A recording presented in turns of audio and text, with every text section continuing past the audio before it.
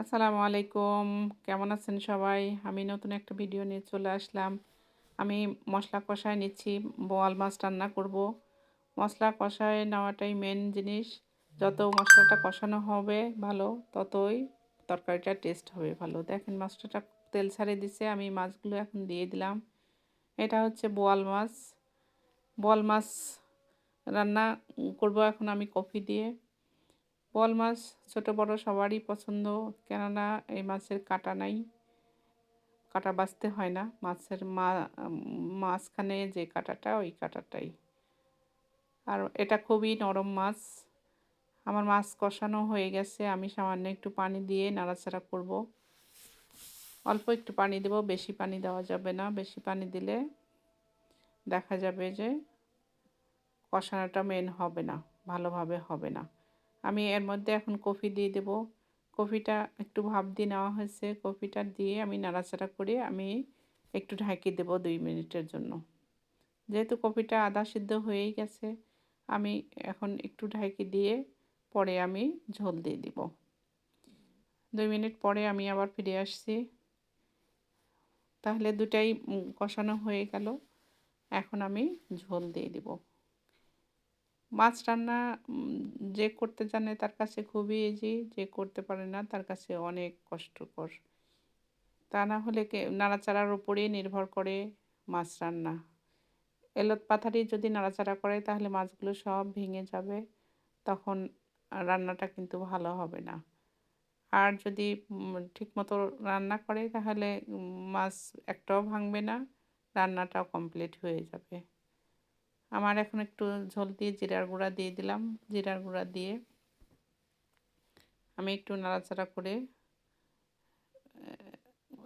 মোটামুটি হয়েই আসছে, আর ঢাকি দেব না। আমি 2টা কাঁচামরিচ দিয়ে দিলাম। এইভাবে মাছ রান্না করলে বেশ মজা হয়, আপনারাও করে খেয়ে দেখবেন। এখন নতুন সবজি যেহেতু, এখন যে কোনো তরকারি নতুন সবজি দিয়ে করলে বেশ মজা হয়। এই কিছুদিন পরে দেখা যাবে যে এটা আর অতটা ভালো লাগবে না। এটাই হচ্ছে ব্যাপার। আমার মাছ রান্না অলরেডি হয়ে গেছে। এখন আমি বাটিতে ঢেলে নিব। এখন আমি কাকলে মাছ রান্না করব। কাকলে মাছটা সুন্দর করে কষায় নিব। মশলাটা কষায় নেওয়া হয়ে গেছে। আমি পুরা রান্না দেখাতে লাগলে অনেক সময় লাগবে, ওই জন্যে আমি পুরাটা আর দেখালাম না। আমি মাছগুলো এখন দিয়ে দিচ্ছি। এটাও নদীরই মাছ। কাকলে মাছ কে কে চিনেন জানি না। এই মাছটা আমি সুন্দর করে ধুয়ে পরিষ্কার করে আমি মশলার মধ্যে দিয়ে দিলাম। এখন মাছটা সুন্দর করে কষাতে হবে। এই মাছটা খুব তাড়াতাড়ি ভাঙে না। এই মাছটা একটু শক্ত শক্ত, নড়াচড়া করলেও সহজে ভাঙবে না। আমি 5 মিনিটের জন্য ঢেকে দিয়েছিলাম। মাছ রান্না হয়ে গেছে। আমি বাটিতে ঢেলে নেব। মাছটা সুন্দর করে কষায় নিলেই কিন্তু মাছ আধা সিদ্ধ হয়ে যায়। হাফ সিদ্ধ হয়ে যায় তখন আমি একটু ঢেকে দিই, 5 মিনিটের জন্য ঢেকে দিয়ে মাছটা মশলাগুলো সব ঢোকার জন্য দিয়ে দিলাম। এখন আমার মাছটা রান্না হয়ে গেছে। আমি বাটিতে ঢেলে নিচ্ছি।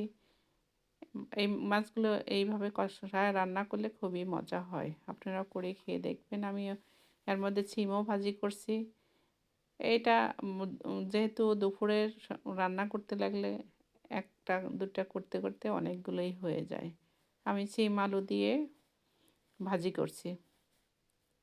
এখন একটু ঢেকে দেব। ঢেকে দিয়ে সিদ্ধ হওয়ার জন্য অপেক্ষা করব। 5 মিনিট পরে ফিরে আসলাম। পানিটাও শুকায় গেছে, ভাজিও মোটামুটি হয়ে গেছে। আরেকটু ঢেকে দেব। ঢেকে দিয়ে আমি ঢেলে নেব। আমার অলমোস্ট রান্না হয়ে গেছে। দেখেন কেমন হয়েছে। আমার জন্য দোয়া করবেন। আপনারাও ভালো থাকবেন। ফি আমানিল্লাহ। আল্লাহ হাফেজ।